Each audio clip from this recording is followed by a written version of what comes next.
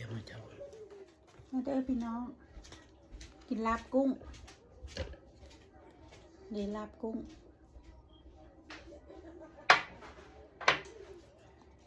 ลาบกุ้งผักกระเดาจ้าเดี๋ยวผักกระเดา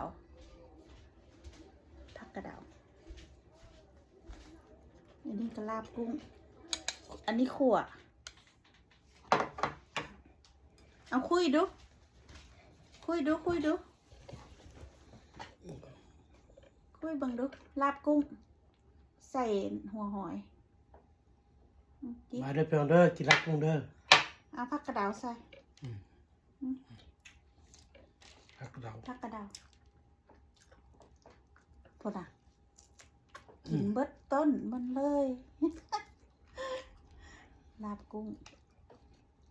งแซ่บๆพี่น้องเอ้ยพอนะdelivery หากลับมาส่งเมื่อกี้นี่เพื่ออยากกินออเดอร์เด้อพี่น้องบ่ต้องได้เฮ็ดให้มันยากเอาคุยเด้แซ่บมาเด้อพี่น้องกินลาบกุ้งแซ่บหลายมื้อนี้